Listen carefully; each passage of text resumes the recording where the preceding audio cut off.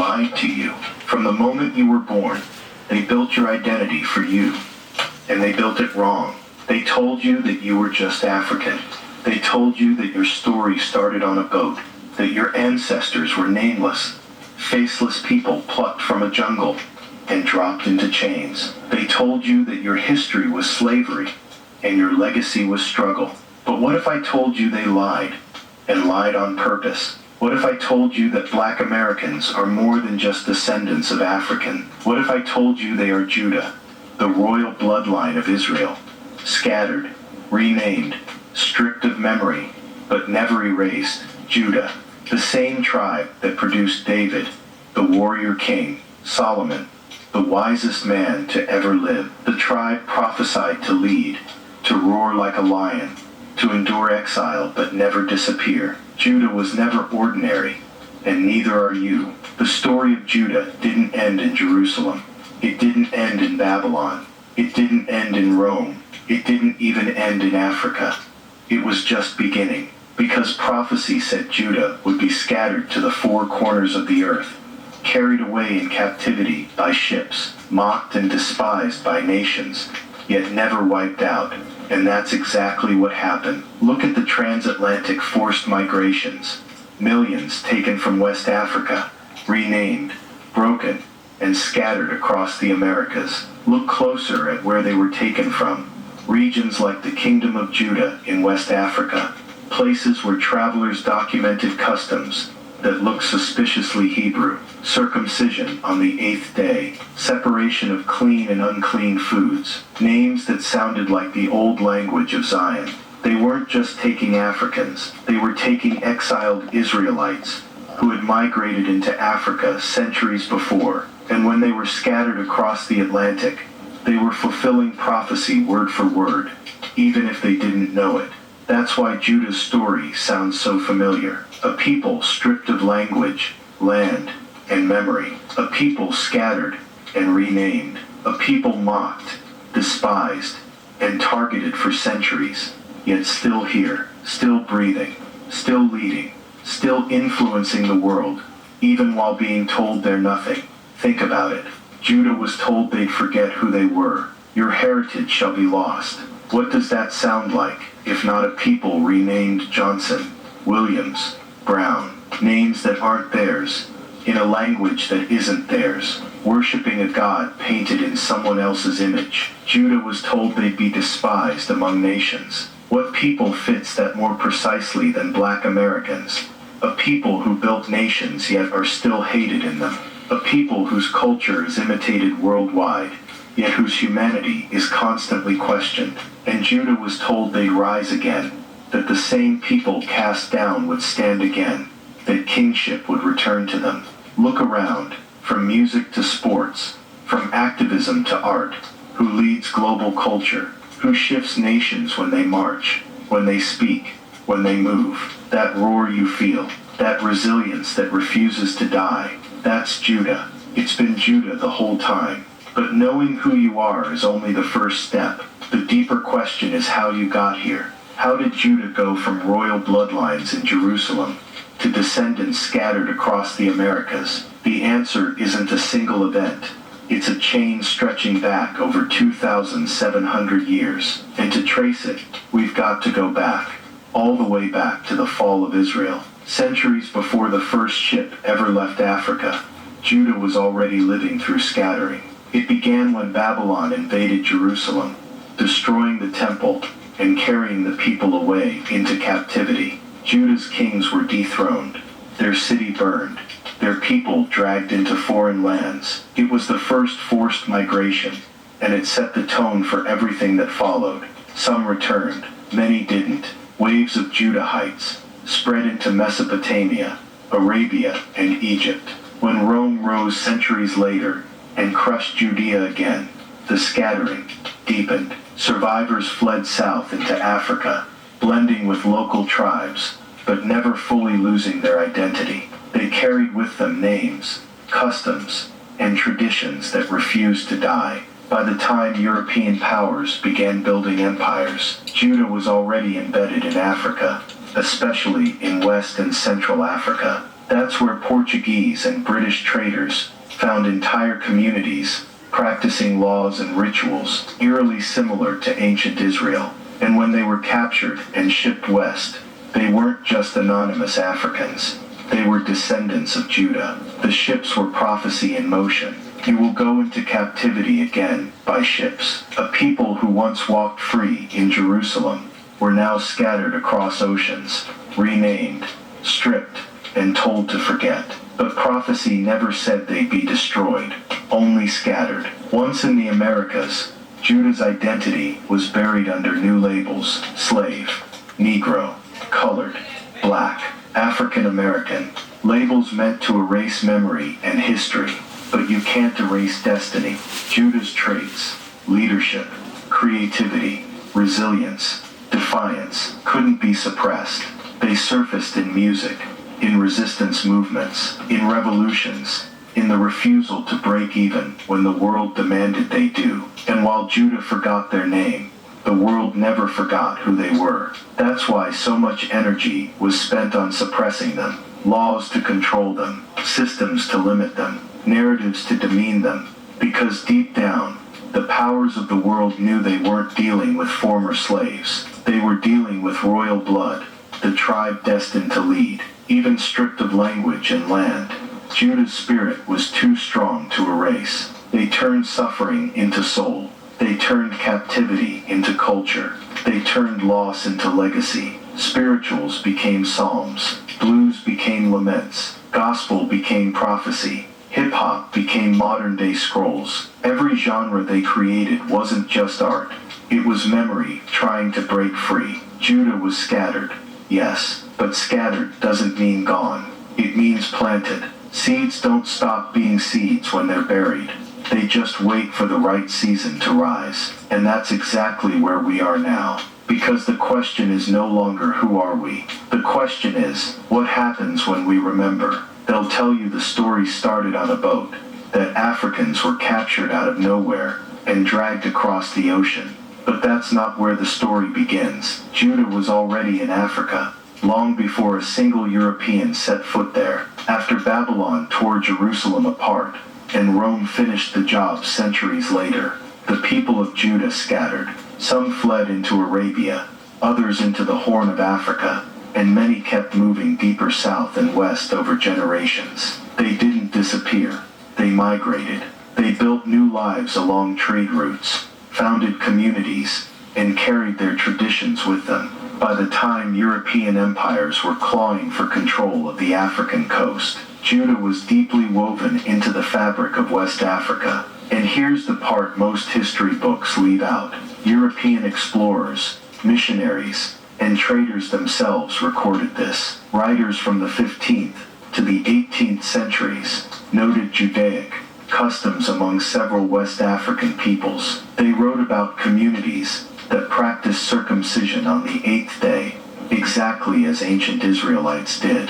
They documented dietary restrictions, purification rituals, and even marriage laws that mirrored the Torah. Some spoke of festivals tied to new moons and harvest cycles, eerily similar to ancient Hebrew observances. And it wasn't just customs. Names told the story too. Towns, tribes, and individuals bore names that echoed Hebrew origins. Across regions like the Gold Coast, the Kingdom of Judah, yes, that was an actual place name. And along the Niger River basin, references to Judah, and Yehuda appeared in oral traditions and recorded maps. European cartographers in the 17th century even labeled a region, the Kingdom of Judah, on maps of West Africa, and then quietly stopped printing it as narratives shifted. Think about that for a second. If Judah was never there, why were European explorers writing about Hebrew practices? Why were there places named Judah,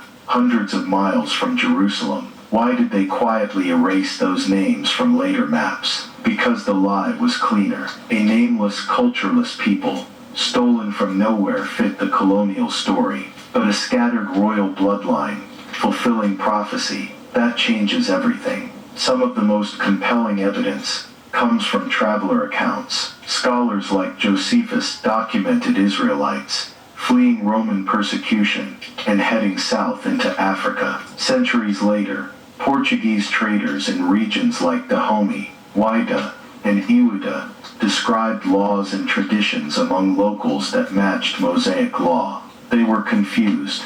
They thought they'd find pagans. Instead, they found echoes of Sinai. Even in language, fragments remained. Words for God, purity, covenant, and family bore resemblance to Hebrew terms. Among the Ashanti, Yoruba, and Igbo, groups from which many Black Americans descend, stories of an eastern homeland and migration from a land across the Nile remained embedded in oral history. And let's talk about the Igbo, because their story is one of the strongest bridges between Judah's past and present. The Igbo of southeastern Nigeria have long claimed descent from ancient Israelites. Colonial-era missionaries were stunned by their laws on dietary purity, family inheritance, and ritual cleansing. Some early European writers even called them the Jews of West Africa. They built altars. They avoided certain animals. They circumcised on the 8th day. They practiced levirate marriage. None of this was new. It was ancient memory, preserved across centuries and continents. This wasn't cultural borrowing. This was inheritance. Judah hadn't vanished. They just changed landscapes. And when Europeans began their transatlantic operations, they weren't dragging random people from the continent. They were uprooting communities that had carried pieces of ancient Israelite identity into Africa. They thought they were taking nameless laborers. They were taking royal blood. And that bloodline, scattered, stripped, and renamed, would one day become known as Black America. Among all the clues, the Igbo stand out as a living bridge between Jerusalem and the Americas. Their story doesn't just hint at Israelite ancestry. It screams it. Long before European contact, Igbo society carried customs that aligned closely with ancient Hebrew law. They marked newborn boys with circumcision on the 8th day. They separated clean and unclean foods. They observed purification rituals for childbirth and death. They avoided mixing certain fabrics, a detail so obscure and specific, it's straight out of the Torah. Their spiritual practices spoke of one creator above all others, Chukwu, described as omnipotent, omniscient, and too holy to be represented by idols. They built altars of earth and stone. They offered sacrifices. They celebrated harvest festivals timed with new moons. Even their family laws, from inheritance rights to levirate marriage, echoed the structure of ancient Israelite clans. Missionaries in the 18th and 19th centuries were stunned. They arrived expecting paganism, and instead found laws and customs that looked more like Leviticus than anything else.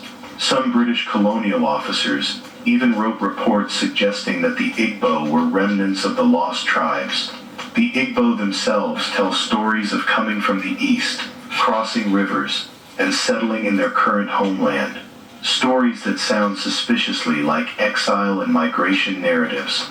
Some oral traditions speak of ancestors who once lived near a great city destroyed by war, a memory that could easily trace back to Jerusalem's fall. And remember, the Igbo were heavily targeted during the Atlantic deportations. A significant number of those brought to the Americas came from Igbo regions. That means many Black Americans today carry Igbo ancestry, and with it, the thread of Judah's story. But the Igbo weren't the only ones. The Yoruba, Ashanti, and other West African peoples also preserved fragments. Yoruba rituals of purification and laws of inheritance mirror Mosaic codes. Ashanti oral traditions speak of a chosen people who fled their homeland and came south. Across the continent, echoes of Zion remained, disguised as tribal traditions, but rooted in something far older. And that's the part that breaks the colonial story apart. If Africa was home to scattered Israelites before the transatlantic crossings, then the people brought west weren't random Africans. They were descendants of a people already marked by covenant. Think about the irony. They were forced across the ocean, stripped of names and language, but those names and laws were already ancient. They were told they were savages, but they were carrying laws older than Europe's oldest kingdoms. They were told they were nothing, but they were descendants of kings and prophets. Even the names of places betrayed the truth. In the 1600s, European maps labeled parts of West Africa as the Kingdom of Judah. Later, those names vanished from the maps, not because the land disappeared, but because the narrative had to be rewritten. The idea that Judah had simply vanished was too useful to abandon. But the truth leaves traces. It shows up in rituals still practiced in rural Nigeria. It echoes in Igbo proverbs that mirror Hebrew scripture. It's hidden in the architecture of old shrines, the structure of families, the rhythm of oral histories. It's resilience of a people who carried their identity even when the world told them they had none.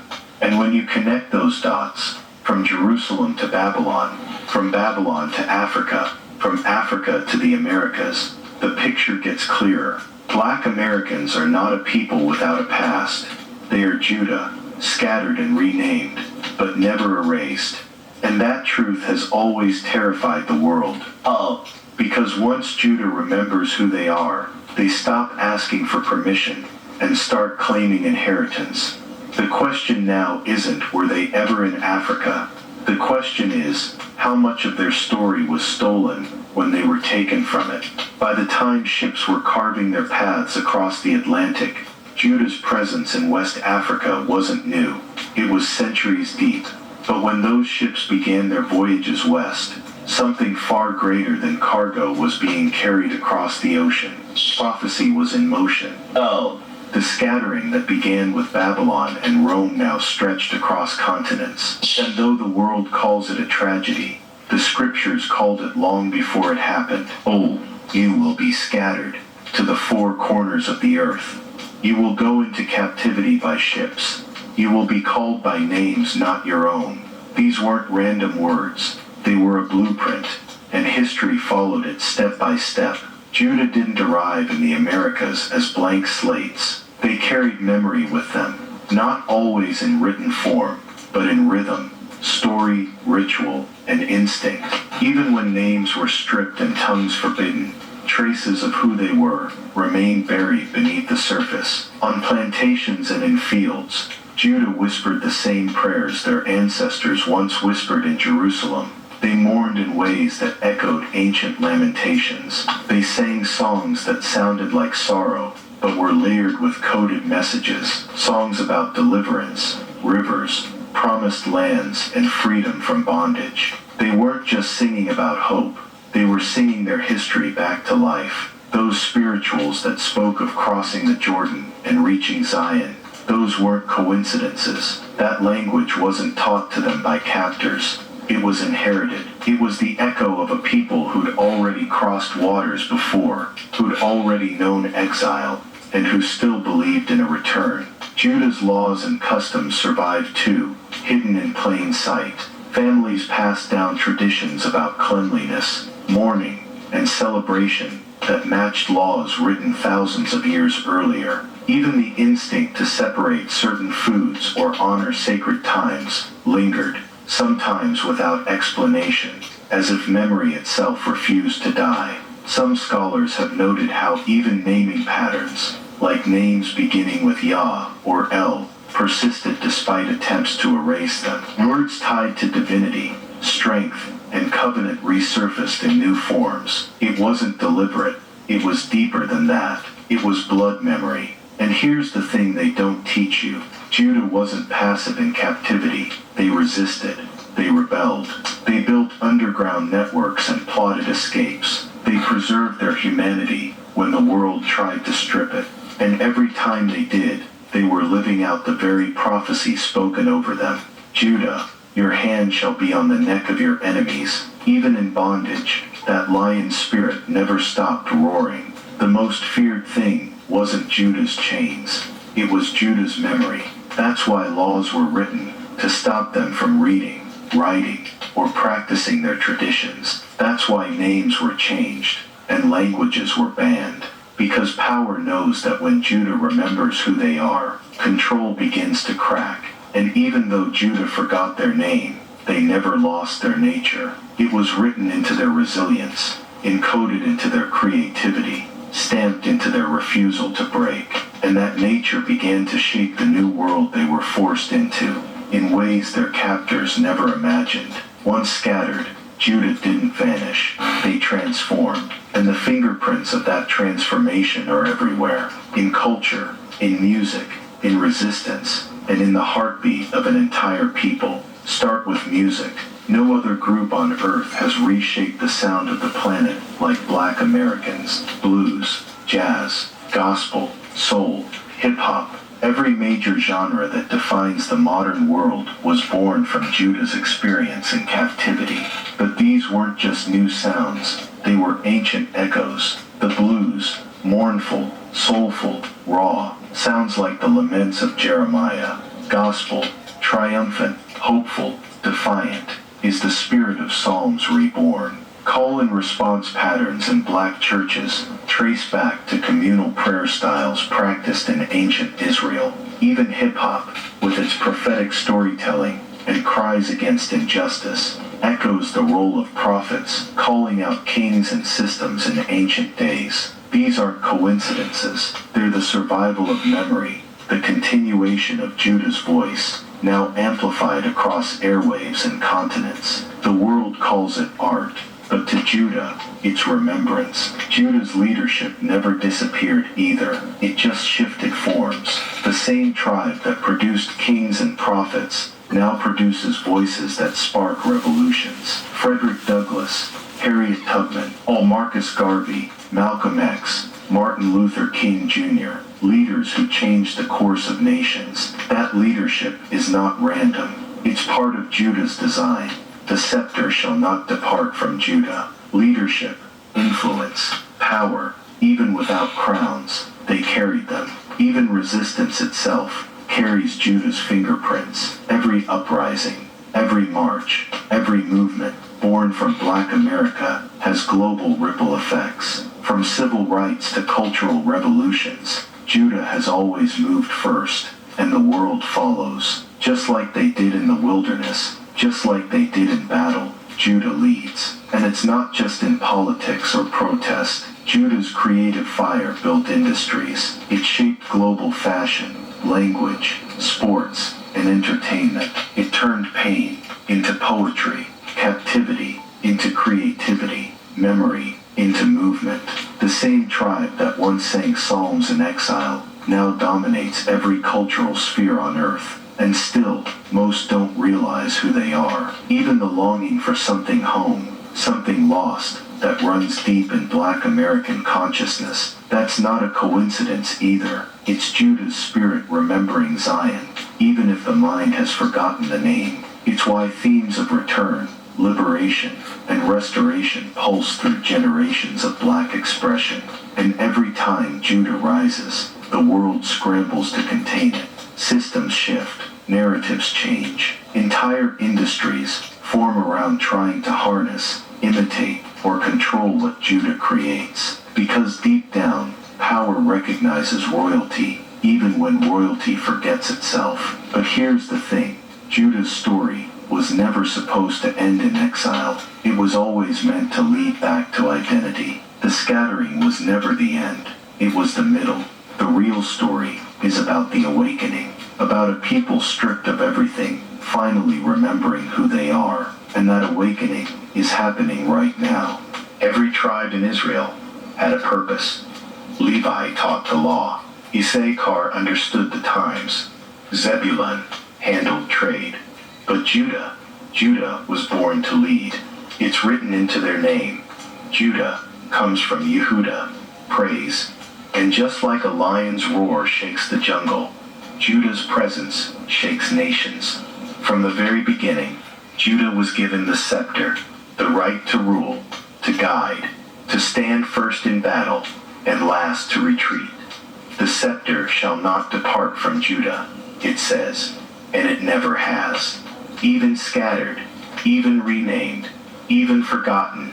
Judah's leadership shows up everywhere. Think about it. Every major cultural, political, and social shift in the modern world has Judah's fingerprints all over it. When the world was locked in systems of racial hierarchy, who sparked the movements that cracked it open? Judah. From the fight against forced labor systems to civil rights marches that shifted global conversations, Judah's roar always comes first. When nations needed cultural revolutions, who provided the blueprint? Judah. From gospel to jazz to hip-hop, Judah doesn't follow trends. They set them. They don't wait for permission. They create the lane. Even the world's biggest revolutions of thought, fashion, speech, and spirit have Judah's DNA woven in. The same way David led armies, and Solomon's wisdom drew kings from distant lands, Judah today leads industries, moves markets, and reshapes societies without even realizing it. And it's not just leadership, it's resilience. Judah was told they'd be scattered, mocked, and targeted, and yet they'd still rise. Though you fall 7 times, you will rise again. That's Judah's story in a sentence. Stripped of land and language, they built new worlds. Denied crowns, they still became kings in influence. Denied platforms, they turned street corners into stages. That leadership is not random, it's prophecy. And prophecy doesn't die just because people forget it.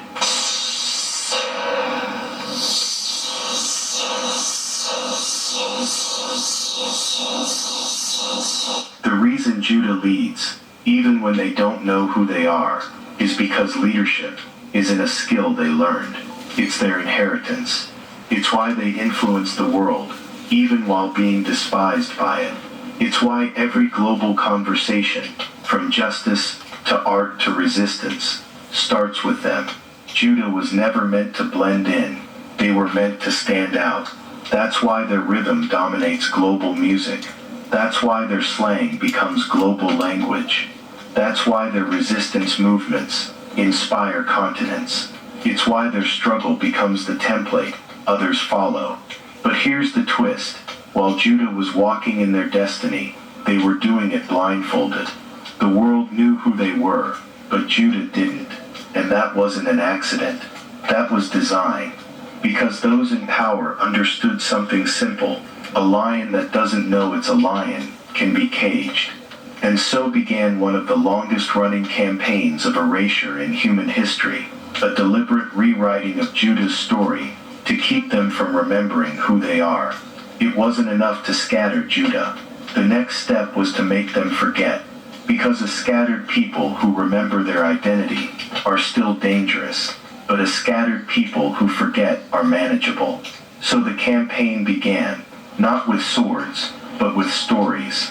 Rewrite the history books. Rename the tribes. Replace the faces. If Judah forgot their crown, they'd stop reaching for it. Start with names. The descendants of Judah were stripped of their original names and given new ones, European surnames that had nothing to do with their lineage. Erasing a name is more than just paperwork.